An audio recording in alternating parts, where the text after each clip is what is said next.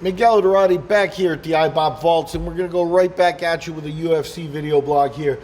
The Ultimate Fighter 21 series is coming to a close. Obviously, the long-running reality show from the UFC. Season 21 was based around the Blackzilians versus American Top Team. The final episode airs July 8th on Wednesday. So once that one goes through, this entire card will come through.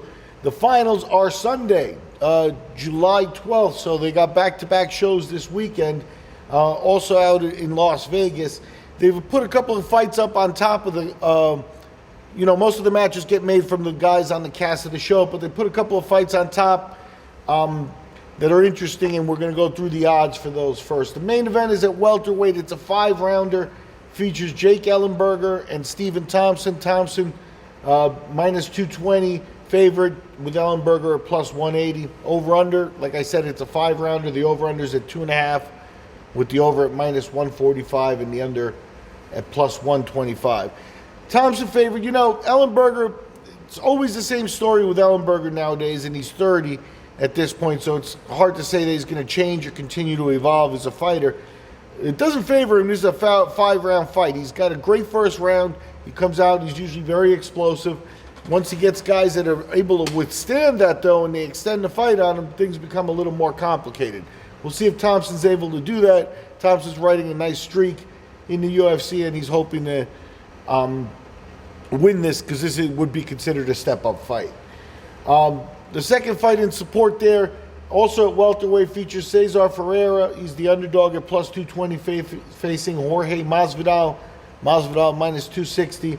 Over-unders at $1.50, with the over at minus 210 and the under at plus 175. Masvidal moving up in weight class. He's coming off the loss to Al Iaquinta.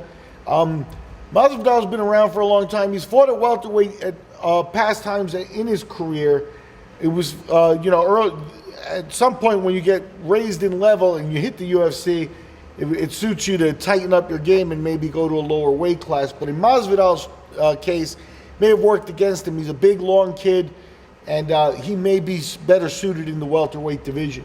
He's had a tendency to extend his fights, the distance. We'll see if he's got some explosion back and is able to take out Ferreira, who just doesn't have the experience to match up with him, really. The other really interesting fight that's been announced features strawweight women, and obviously it's the big signing and the debut of Michelle Waterson. She's a big favorite at minus 600, facing Angela Magana. Magana is at plus 450. Over-under is 2.5, with the over at minus 140 and the under at plus 120. Waterson comes with all the hype. She's a former atomweight champion at Invicta. She's moving up in weight class for this fight. That could be an X factor. Magana, very experienced. Fought a trilogy with Jessica Aguilera, who's considered one of the top girls in the weight class.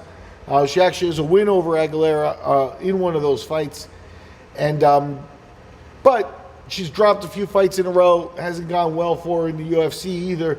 And she gets to meet Waterson on the way in. Waterson, a big high-profile signing for the women's division in the UFC. Anyway, we'll do another blog, go through the rest of the card once it shakes itself out and the TV show is aired.